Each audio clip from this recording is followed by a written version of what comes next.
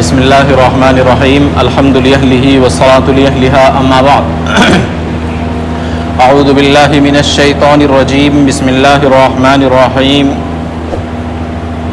ولا تقولوا لمن يقتل في سبيل الله اموات بل احیاء ولكن لا تشعرون وقال النبی صلی اللہ علیہ وسلم الحسن والحسین سیدا شباب اہل الجنہ او کما قال النبی علیہ الصلاۃ والسلام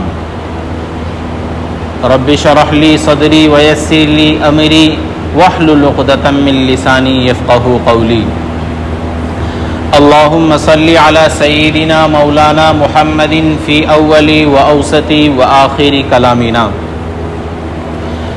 قابل احترام اللہ تبارک تعالیٰ کا بے پناہ فضل و احسان کہ اس نے ہمیں ایمان کی توفیق عطا فرمائی اور ہمیں مسلمان گھرانے کے اندر پیدا فرمایا۔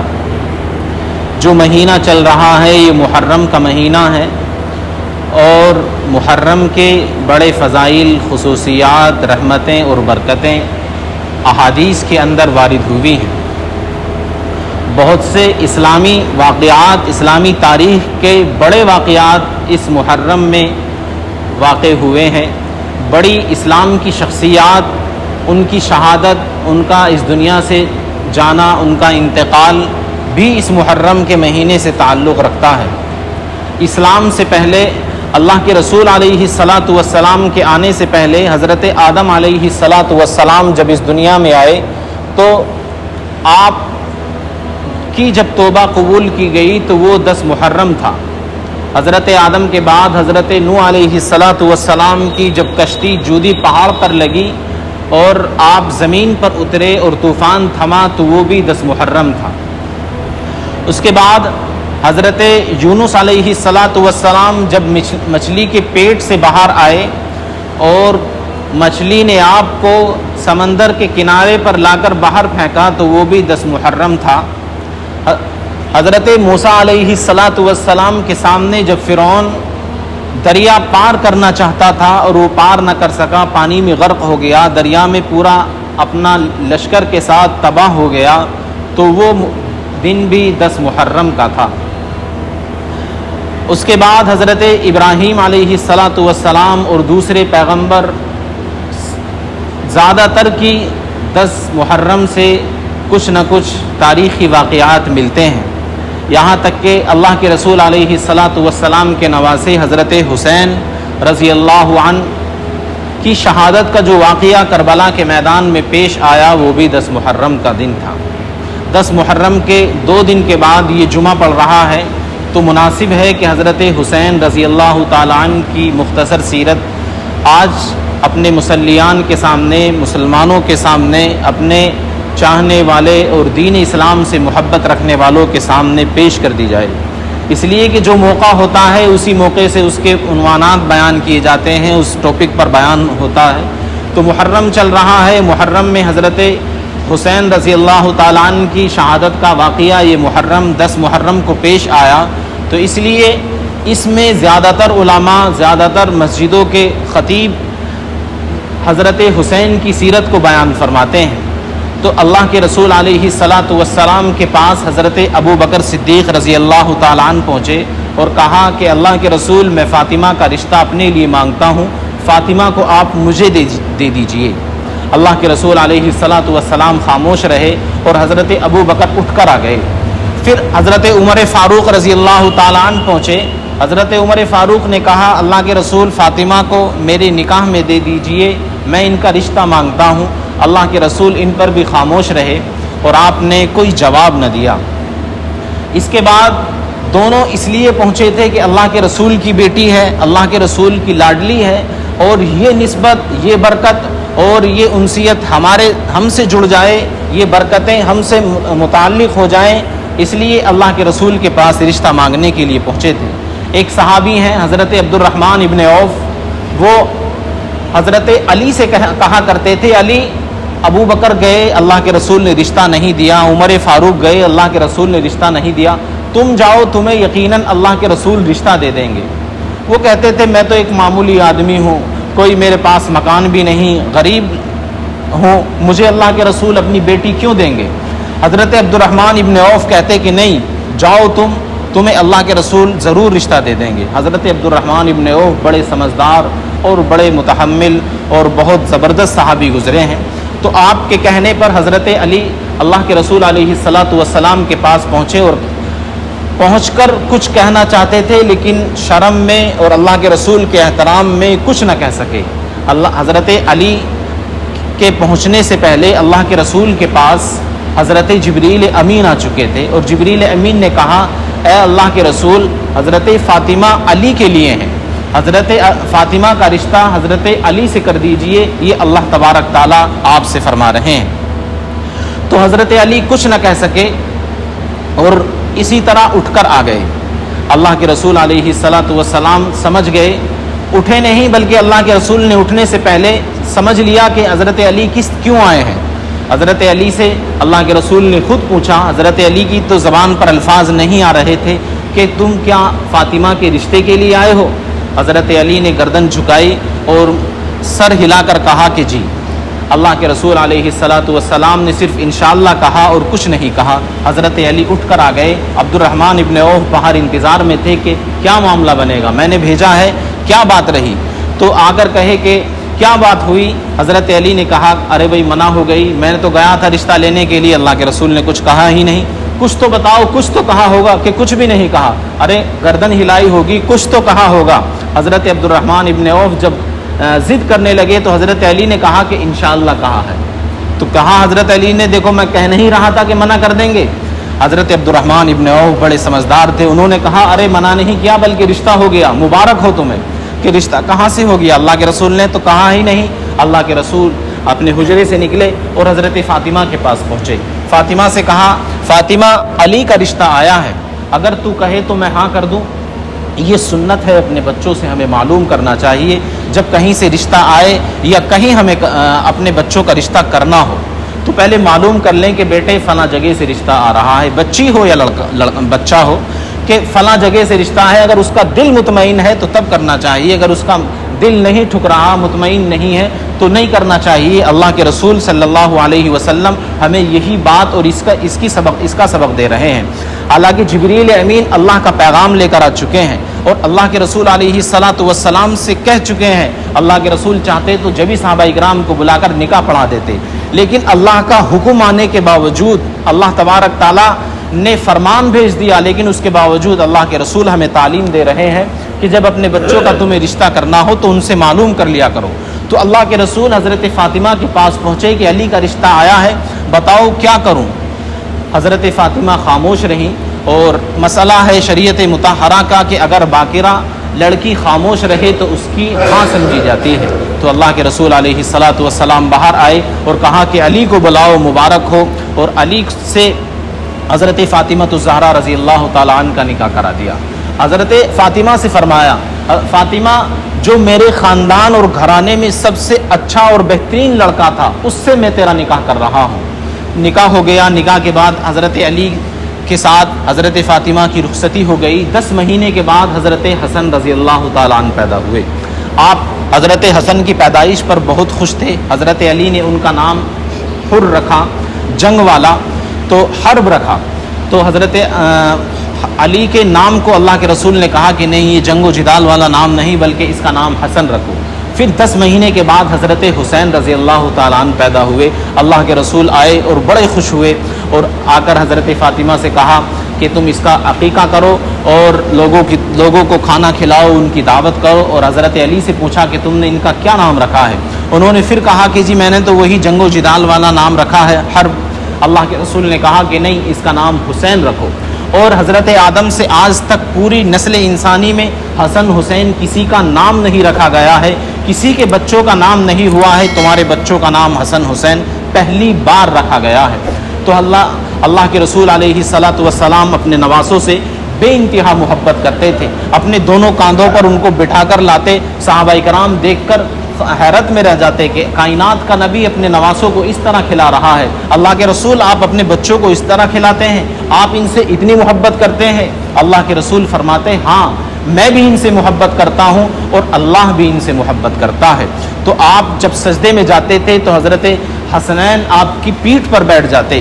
آپ جب تک سر سجدے سے نہیں اٹھاتے تھے جب تک آپ کے نواسے آپ کی پیٹھ سے نہیں اتر جاتے. صحابہ کرام پیچھے سجدے میں یہ خیال کرتے کہ کہیں اللہ کے رسول اس دنیا سے رخصت تو نہیں ہو گئے ہیں, کہیں اللہ کے رسول فوت تو نہیں ہو گئے, اتنا لمبا سجدہ ہے. تو صحابہ کرام بیچ میں سر اٹھا کر دیکھتے تو کیا دیکھ رہے ہیں کہ آپ کے نواسے آپ کی پیٹھ پر بیٹھے ہوئے ہیں. آپ حجرے کے اندر تشریف لاتے. ہر دن کا آپ کا معمول تھا کہ آپ حضرت فاطمہ کے گھر پہنچتے اور اپنے نواسوں کی خیریت لیتے اور ان کے ساتھ کھیلتے تھے. آپ اپنے ہاتھوں کو زمین پر رکھتے دونوں کو, اور ان پیروں کو بھی زمین پر رکھ کر جس طرح گھوڑا اور بکری چلتی ہے اس طرح آپ بن جاتے, اور اپنے دونوں نواسوں کو اپنی پیٹھ پر بٹھا کر سارے حجرے کا چکر لگاتے تھے. اس طرح سے اللہ کے رسول اپنے نواسوں کے ساتھ کھیلتے تھے اور ان سے شفقت اور محبت فرماتے تھے. جب نواسے باہر محلے کے بچوں کے ساتھ کھیل رہے ہوتے تھے تو اللہ کے رسول باہر ان کے ساتھ پاس میں پہنچتے اور شوخی میں ان کو پکڑتے تھے. بچہ ادھر دوڑتا ادھر دوڑتا, اللہ کے رسول دوڑ کر ان کو پکڑتے اور اپنے کاندھے پر بٹھا لیا کرتے تھے. یہ اللہ کے رسول کی اپنے نواسوں سے محبت تھی. اللہ کے رسول ایک مرتبہ منبر پر خطبہ دے رہے ہیں, نواسے سامنے دروازے میں آئے اور ابھی ذرا سی عمر 2-4-5 سال کے ہی تھے, اپنے پیروں پر صحیح سے چل نہیں پا رہے ہیں. اللہ کے رسول ایک دم منبر سے اترے اور چیرتے ہوئے صحابہ اکرام کو اپنے نواسوں کے پاس پہنچے اور دونوں ہاتھوں میں اٹھا کر لائے. ایک طرف منبر پر حضرت حسن کو بٹھایا اور دوسری طرف حضرت حسین کو بٹھایا. اس طرح سے اللہ کے رسول کو محبت اپنے نواسوں سے تھی. جب اللہ کے رسول اس دنیا سے رخصت ہوئے اور آپ کی وفات ہوئی تو حضرت حسنین کی آپ کے نواسوں کی عمر تقریباً 7 سال تھی. تو حضرت حسین اس وقت 7 سال کے تھے جب اللہ کے رسول کا اس دنیا سے انتقال ہوا. اللہ کے رسول کے بعد پھر حضرت ابو بکر بھی اللہ کے رسول کے نواسوں کا اسی طرح اہتمام کیا کرتے تھے. حضرت ابو بکر بھی حضرت حسن اور حسین کو اپنے دونوں کاندھوں پر بٹھا کر سارے شہر کا چکر لگاتے اور اسی طرح سے محبت کیا کرتے تھے. جب حضرت ابو بکر کا دور آیا تو آپ کی حضرت حسین کی عمر 8 یا 9 سال ہو چکی تھی. حضرت ابو بکر کے بعد پھر دور آتا ہے حضرت عمر ابن خطاب کا. عمر ابن خطاب بھی کسی سے کم نہیں, آپ بھی بہت بڑھ چڑھ کر آل رسول سے محبت کرنے والے تھے. حضرت حسنین کا آپ نے وظیفہ جاری کیا 5000 ماہانہ کہ 5000 ماہانہ بیت المال سے اللہ کے رسول کے نواسوں کو دیا جائے گا. اس طرح سے محبت کرتے اور ہر جگہ آپ کا احترام کیا کرتے تھے. تو اب آپ کی عمر 12-13 سال سے 24-25 سال ہو گئی جب حضرت عمر ابن خطاب کا دور خلافت ختم ہوتا ہے اور آپ اس دنیا سے تشریف لے جاتے ہیں. حضرت عمر ابن خطاب کے بعد دور آتا ہے حضرت عثمان غنی رضی اللہ تعالیٰ عنہ کا. جب حضرت عثمان غنی رضی اللہ تعالیٰ عنہ کا دور آیا تو اب آپ کی عمر, حضرت حسین کی عمر 24-25 سال ہے, یعنی کہ اب آپ جوانی کو پہنچ چکے ہیں. جوانی کو جب پہنچے تو جب آپ کی 30 سال عمر ہوئی تو آپ نے سب سے پہلا جہاد کیا اور آپ نے باقاعدہ جنگ میں حصہ لیا. پھر حضرت علی نے جب حضرت عثمان غنی رضی اللہ تعالیٰ عنہ کی خلافت کا مشکل دور شروع ہوا اور لوگ آپ کو شہید کرنے اور آپ کے قتل کے در پہ ہو گئے تو حضرت علی نے اپنے دونوں بیٹوں کو کہا کہ تم حضرت عثمان کی حفاظت میں رہو اور کوئی ان کے قریب نہ آنے پائے. تو دونوں نواسے اپنی تلوار لے کر حضرت عثمان غنی رضی اللہ تعالیٰ عنہ کے دروازے پر کھڑے رہتے تھے. ایک دن حضرت علی نے سنا کہ حضرت عثمان غنی رضی اللہ تعالیٰ عنہ کو باغیوں نے شہید کر دیا ہے. تو حضرت علی بہت غصہ ہوئے اور اپنے دونوں بیٹوں کو بلایا اور کہا کہ تمہارے ہوتے ہوئے امیر المؤمنین کو کس طرح شہید کر دیا گیا. تم کو جب میں نے ان کی حفاظت کے لیے متعین کیا تھا اور حفاظت پر کھڑا کر رکھا تھا کہ تمہارے اوپر پہلا وار ہوتا, تم قتل کر دیے جاتے, تم شہید کر دیے جاتے, لیکن امیر المؤمنین محفوظ رہتے. تمہارے ہوتے ہوئے کس طرح یہ حادثہ پیش آ گیا. آپ بہت زیادہ ناراض ہوئے اپنے بیٹوں سے اور آپ نے سخت تنبیہ کی کہ آئندہ اس طرح کی کوئی حرکت نہیں ہونی چاہیے. حضرت حسنین ایسا نہیں ہے کہ آپ اپنی تلوار لے کر چھپ گئے تھے اور دشمنوں کے سامنے نہیں آئے. آپ نے اپنی جوانی اور طاقت کے پورے جوہر دکھائے, بہت سو کو قتل کیا اور بہت سو کو جہنم واصل کیا. لیکن جب تعداد بہت بڑھ گئی اور آپ چند 2-4 صحابہ کرام اس وقت وہاں موجود تھے, جب ان سے بھیڑ اتنی ہو گئی کہ قابو میں نہیں کر پائے تو ان لوگوں نے آگے بڑھ کر حضرت عثمان غنی رضی اللہ تعالیٰ عنہ پر حملہ کر دیا. تو سن 2030 ہجری کے بعد اب 40 ہجری جب آتی ہے تو حضرت علی رضی اللہ تعالیٰ عنہ کے انتقال کا وقت آ جاتا ہے۔ حضرت عثمان کے بعد خلیفۃ المسلمین اور امیر المؤمنین حضرت علی آپ کے والد بنائے گئے، تو حضرت علی کا انتقال ہو جاتا ہے 40 ہجری میں۔ تو 40 ہجری میں جب انتقال ہوتا ہے تو اپنے آپ دونوں بیٹوں کو وصیت کرتے ہیں اور آخر میں بڑی نصیحتیں کرتے ہیں اور آپ کا انتقال ہو جاتا ہے۔ آپ کے انتقال کے بعد اب مسلمانوں کی حکومت کی باغ ڈور حضرت علی کے بعد آتی ہے حضرت حسن کے پاس۔ حضرت حسن 7 مہینے صرف امیر المؤمنین اور خلیفۃ المسلمین رہتے ہیں۔ ادھر حضرت امیر معاویہ بھی ایک بہت بڑے لشکر کے ساتھ تیار تھے حکومت کرنے کے لیے۔ جب حضرت حسن نے دیکھا کہ مسلمانوں میں اختلافات بڑھتے جا رہے ہیں اور اگر میں خلیفۃ المسلمین رہا اور میرے ہی ہاتھ میں مسلمانوں کی باغ ڈور رہی تو مسلمان آپس میں بھیڑ جائیں گے اور آپس میں ہی قتل و قتال پر اتر آئیں گے۔ تو آپ نے دیکھا کہ ایک بہت بڑا طبقہ مسلمانوں کا حضرت امیر معاویہ رضی اللہ تعالیٰ عنہ کو اپنا سردار بنانے کے لیے تیار ہے، تو آپ خلافت سے دستبردار ہو گئے اور آپ نے امیر المؤمنین رضی اللہ تعالیٰ حضرت امیر معاویہ رضی اللہ تعالیٰ عنہ کے ہاتھ پر بیعت کر لی، اور یہ بہت بڑا اختلاف مسلمانوں کے اندر جو انتشار ہونے والا تھا اس کو آپ نے ختم کر دیا۔ تقریباً 22-23 سال عرصہ حضرت امیر معاویہ کی خلافت کا ہے۔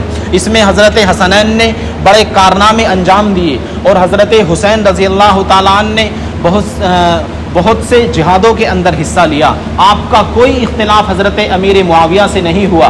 حضرت امیر معاویہ حضرت حسین کا ہر وقت احترام کرتے، آپ کی رائے کو اوپر رکھتے اور آپ کو اپنی مجلس کے اندر ایک بڑا درجہ دیا کرتے تھے۔ لیکن جب حضرت امیر معاویہ کا انتقال ہونے لگا، آپ کو لگا کہ میرا وقت قریب ہے، تو آپ نے اپنے بیٹے یزید کو وصیت کی۔ آپ کے بعد آپ کا بیٹا یزید ہی مسلمانوں کا سردار ہونے والا تھا، تو یزید کو نصیحت کی کہ حضرت حسن اور حسین کے بارے میں اپنی رائے کو خاموش رکھنا، ان سے کچھ نہ کہنا، اگر ان کا کوئی مسئلہ تمہارے سامنے آئے تو ان کی رائے کو فوقیت دینا، ان سے نہ الجھنا، اپنی بیعت کے لیے انہیں مجبور نہ کرنا، وہ اللہ کے رسول کے نواسے ہیں، اور ان سے کبھی اختلاف نہ کرنا، ان سے اپنی بات نہ بگاڑنا۔ یہ تمام نصیحتیں حضرت امیر معاویہ اپنے بیٹے کو کرنے کے بعد اس دنیا سے فوت ہو گئے۔ یزید جب خلیفہ مسلمین بنتا ہے اور مسلمانوں کا بادشاہ بنتا ہے، پہلا کام اس نے یہ کیا کہ مدینے کے گورنر کو خط لکھا، اور خط میں لکھا کہ حضرت عبداللہ ابن عباس، حضرت عبداللہ ابن مسعود اور حضرت عبداللہ ابن زبیر اور چوتھے حضرت حسین رضی اللہ تعالیٰ عنہ، کہ ان چاروں کو گورنر کو خط لکھ کر کہا کہ ان سے کہیے کہ میری بیعت کی تجدید کریں ورنہ ان کو قتل کر دیا جائے گا۔ یزید کو جن باتوں کو حضرت امیر معاویہ منع کر گئے تھے، یہ انہی باتوں کو پہلے دن سے شروع کر رہا ہے۔ تو حضرت عبداللہ ابن عباس اور حضرت عبداللہ ابن عمر دونوں نے بیعت کر لی یزید کے ہاتھ پر، یعنی کہ اس کے گورنر کو نائب مان کر، لیکن حضرت عبداللہ ابن زبیر نے کہا کہ مجھے 3 دن کا وقت دیجئے۔ آپ 3 دن کی مہلت لے کر مدینے سے مکے آ گئے۔ آپ کے فوراً بعد حضرت حسین بھی مدینے سے مکے تشریف لے آئے۔ جب آپ مکہ پہنچتے ہیں تو حضرت عبداللہ ابن زبیر منع کر دیتے ہیں کہ میں یزید کی بیعت کے لیے تیار نہیں ہوں۔ حضرت حسین بھی اعلان کرتے ہیں کہ میں یزید کی بیعت نہیں کروں گا، تمہارے باپ کا، تمہارے والد کا معاملہ الگ تھا، ہم نے ان کے ہاتھ پر بیعت کی اور کچھ نہیں کہا، لیکن ہم تم جیسے ظالم و جابر شخص کے ہاتھ پر بیعت نہیں کریں گے اور تمہیں مسلمانوں کا خلیفہ اور مسلمانوں کا سردار نہیں مانیں گے۔ اتنا سنتے ہی جب لوگوں کو کوفے کے اندر یہ معلوم ہوا، کوفہ وہ جگہ ہے جہاں حضرت علی نے اپنی خلافت چلائی ہے اور حضرت علی جو مسلمانوں کے سردار رہے وہ کوفہ سے ہی اپنی حکومت کو چلایا کرتے تھے۔ جو آپ کے قریبی لوگ تھے انہوں نے یزید کے خلیفہ بنتے ہی حضرت حسین کو خطوط لکھنے شروع کر دیے کہ آپ اپنے والد کی جگہ پر آ جائیے اور ہم آپ کو اپنا سردار بنانے کے لیے تیار ہیں۔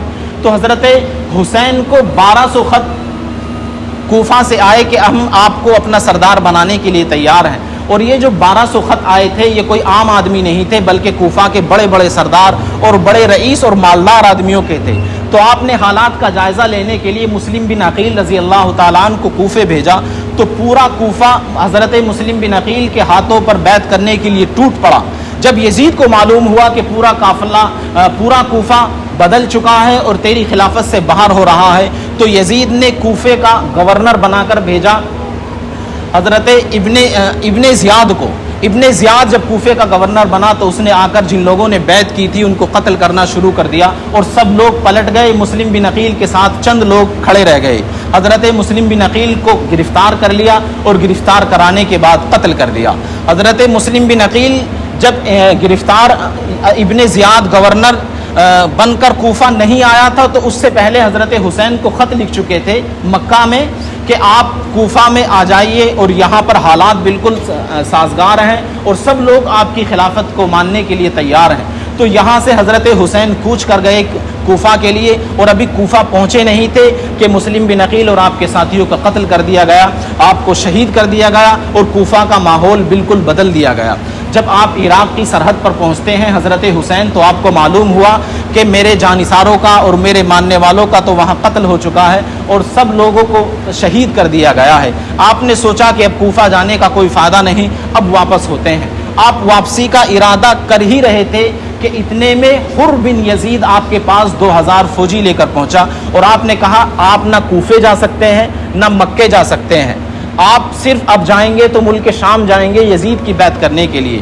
حضرت حسین نے کہا کہ میں نے مکہ میں اس کی بیعت نہیں کی, میں مکے سے کوفہ تک سفر کر آ گیا, ویسے ہی نہیں آیا ہوں, میں اب بھی یزید کی بیعت نہیں کروں گا. البتہ 3 میری شرطیں ہیں, یا تو مجھے ایسے ہی چھوڑ دو مکے جانے دو, میں آپ سے قتل و قتال نہیں کرتا, یا مکے مجھے جانے دو یا مجھے عام لوگوں کی طرح چھوڑ دو, جہاں مسلمانوں کی فوج جنگ کر رہی ہے میں ان کے ساتھ جا کر عام سپاہیوں کے میں مل کر قتال کروں گا, جنگ کروں گا. اور تیسری شرط میری یہ ہے کہ مجھے جانے دو, میں ملک شام ہی جا رہا ہوں لیکن یزید سے میں اپنے متعلق خود بات کروں گا, تمہاری بات کو نہیں ماننے والا. اس نے کہا کہ نہیں, میرے ہاتھ پر یہی یزید کا مجھے نائب مان کر میرے ہاتھ پر بیعت کرو, کہ نہیں میں تیرے ہاتھ پر بیعت کرنے کے لیے تیار نہیں ہوں. اتنے میں ہی اب شمر نامی شخص جو ملک شام سے یزید نے بھیجا ہے حضرت حسین کو روکنے کے لیے, وہ 3000 فوجی لے کر پہنچ گیا. اب یہ 5000 ہو گئے. 5000 کے سامنے حضرت حسین کے سامنے صرف 72 لوگ ہیں.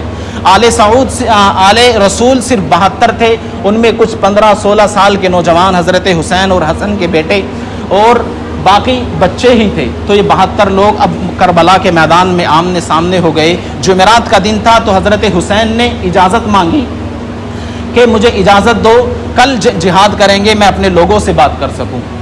ٹائم ہو چکا ہے, 2 منٹ میں انشاءاللہ میں اس واقعے کو ختم کر رہا ہوں. تو حضرت حسین نے وقت مانگا کہ مجھے آج کا وقت دے دیجئے, میں اپنے لوگوں سے بات کروں. آپ اپنے لوگوں کے پاس آئے اور اپنے جانثاروں سے کہا کہ ان کو صرف حسین چاہیے, انہیں مجھ سے دشمنی ہے, تم سے دشمنی نہیں, تم سب واپس لوٹ جاؤ. میں ان سے لڑوں, یہ مجھے مار دیں, میں انہیں مار دوں, میں اس کے ہاتھ پر بیعت کر لوں, یہ میرا معاملہ ہے, آپ لوگ واپس چلے جاؤ. سب لوگوں نے کہا آپ کے ساتھ آئے ہیں, مریں گے بھی آپ کے ساتھ, قتل بھی آپ کے ساتھ ہوں گے اور جہاد بھی آپ کے ساتھ کریں گے. اگلا دن آ گیا, میدان سجا اور ادھر سے دشمنوں کے قافلے سے ایک فوجی آتا, ادھر سے ایک فوجی جاتا. سینکڑوں کی تعداد میں حضرت حسین رضی اللہ تعالیٰ عنہ کے فوجیوں نے ان کے فوجیوں کو مار ڈالا, ان کو قتل کر دیا. شمر کو غصہ آیا, شمر نے اپنی فوج کو گالیاں نکالی اور کہا کہ تم ایک ایک مت لڑو, سارے اکٹھا ہو کر حملہ کرو, اگر ایک ایک لڑو گے تو 5000 بھی کم پڑ جاؤ گے. جب سارے لوگ اکٹھا ہوئے تو اکٹھا ہو کر حملہ کرنے لگے تو حضرت حسین نے شمر کو دیکھا, آپ نے اونچی گردن اٹھا کر دیکھا تو آپ اللہ اللہ کہنے لگے. آپ نے کہا واللہ میرے نانا نے صحیح کہا تھا کہ میری نسل کا ایک کالا کتا خون پیے گا, کہ یہ شمر وہی کالا کتا ہے جو ہمارا خون پینے کے لیے آیا ہے, میرے نانا نے صحیح کہا تھا. تو شمر اور اب دوسرے لوگ سب ایک جگہ اکٹھے ہوئے اور سب نے اکٹھا ہو کر حملہ کیا. جو آپ کے جانثار تھے وہ سب شہید کر دیے گئے. اب صرف آپ کی اولاد بچی, حضرت علی کے 6 بیٹے اور حضرت حسن کے 4 بیٹے, حضرت مسلم بن عقیل کے 2 بیٹے اور حضرت عبداللہ ابن زبیر کے 2 بیٹے. تو حضرت علی رضی اللہ تعالیٰ عنہ کی نسل سے 17 جوان اس جنگ میں شہید کیے گئے. حضرت علی کی نسل سے 17 جوان, 6 تو آپ کے بیٹے تھے اور باقی آپ کے پوتے نواسے اور آپ کے بھتیجے تھے. حضرت عبداللہ ابن عباس, حضرت ابو بکر بن علی اور حضرت علی اصغر, علی اکبر, اس طرح کے سب کے نام تھے. تو 17 جوان شہید ہوئے. آخر میں آپ کا بیٹا بچتا ہے عبداللہ بن حسین, 2 سال کا بیٹا ہے. آپ نے اپنے بیٹے کو اپنے ہاتھ میں اٹھایا کہ کہ شاید اس کو لوگ چھوڑ دیں گے اور مجھ سے جنگ کریں یہ. تو آپ جب ہاتھ میں اپنے چھوٹے بیٹے کو 2 سال کے کو ہاتھ میں اٹھائے ہوئے تھے تو دشمن کی فوج سے ایک تیر آیا اور آپ کے بیٹے کے حلق میں لگا اور پار نکل گیا. آپ کے دونوں ہاتھ خون سے بھر گئے اور آپ نے اس خون کو آسمان میں اٹھایا اور اللہ تبارک آسمان میں اچھالنے کے بعد کہا اللہ یہ دیکھ لیجئے آپ کی نسل کا کس طرح سے حال کیا جا رہا ہے, آپ کے نبی کی نسل کو کس طرح سے ذبح کیا جا رہا ہے, اللہ ان سب کا انتقام لینا. اللہ تبارک تعالیٰ کے حضور آپ نے یہ دعا کی. اس کے بعد سب لوگوں نے آپ کے اوپر حملہ کیا. آپ کا جو چھوٹا بیٹا تھا وہ شہید ہو گیا. اب اکیلے میدان میں حضرت حسین کھڑے ہیں. حضرت حسین جب اکیلے بچے تو شمر نے کہا کہ اب اکیلا بچا ہے, قتل کر دو. سب لوگ جانتے تھے کہ ہم کس کو قتل کرنے جا رہے ہیں, لیکن آگے بڑھ کر کوئی آپ پر حملہ نہیں کرتا تھا کہ ہم حضرت حسین کے قاتل نہ کہلائیں, ہم حضرت حسین کے قاتل نہ کہلائیں. سب پیچھے بڑھتے تھے. لیکن جب شمر نے بہت زیادہ اپنی فوج کو گالیاں نکالی تو آگے بڑھتا ہے زرع نے آپ کے کندھے پر وار کیا اور آپ کو زخمی کر دیا. آپ زمین کی طرف جھک ہی رہے تھے کہ صنعان بہت تیزی کے ساتھ تلوار لے کر بڑھا اور آپ کی گردن پر وار کیا اور آپ کی گردن کو آپ کے تن سے جدا کر دیا. انا للہ و انا الیہ راجعون. یہ مظلومانہ شہادت حضرت حسین رضی اللہ تعالیٰ عنہ کی ہوئی. حضرت حسین کی شہادت کے بعد نہ کفن ان لاشوں کو دیا گیا, نہ ان کو دفنایا گیا, بلکہ ایسے ہی آپ کی جب گردن زمین پر گرتی ہے تو خولہ بن یزید آپ کی گردن کو اور آپ کے سر کو نیزے پر اٹھا لیتا ہے. نعوذ باللہ. اس کے بعد 70 سر اس دشمن فوج کے نیزوں پر ہوتے ہیں اور پورے میدان کے اندر نیزوں پر سر ہی سر نظر آ رہے تھے. 70 کے 70 سروں کو نیزوں پر اٹھا لیا اور وہ اپنا جشن منانے لگے اور حضرت حسین کے سر کو ابن زیاد کے پاس لے کر پہنچے کوفہ کے اندر. وہ آپ کے لبوں پر چھڑی مارتا تھا تو حضرت زید بن ارقم وہاں پر کھڑے تھے. انہوں نے کہا کہ منحوس ان لبوں پر چھڑی نہ مار, میں نے حضرت اللہ کے رسول علیہ الصلاۃ والسلام کو ان لبوں پر بوسہ لیتے دیکھا ہے. کوفہ سے اب آپ کا سر ملک شام جاتا ہے, بہت لمبا سفر کر کے ملک شام یزید کے پاس پہنچتا ہے تو یزید بھی آپ کے لبوں پر چھڑی مارتا ہے. وہاں بھی ایک صحابی کھڑے ہیں حضرت ابو زرعہ اسلمی رضی اللہ تعالیٰ عنہ. وہ بھی کہتے ہیں کہ اللہ ظالم ان ہونٹوں پر چھڑی نہ مار, میں نے نبی کو ان لبوں پر بوسے لیتے دیکھا ہے. تو یہ مظلومانہ شہادت آج بھی ہمیں بتا رہی ہے کہ ظالم کے سامنے, جابر کے سامنے جھکنا نہیں ہے. آج جو بھی ظلم کر رہا ہے وہ یزید ہے, جو مظلوم ہے آج بھی وہ حسین ہے. تو ہمیں ڈرنا نہیں ہے, گھبرانا نہیں ہے. اللہ تبارک تعالیٰ ان شہیدوں کی برکت سے, ان کے خون کی برکت سے امت مسلمہ کے حالات کو بہتر فرمائے اور ہم سب کو ایمان کا صحیح جذبہ عطا فرمائے. وآخر دعوانا ان الحمد للہ رب العالمین.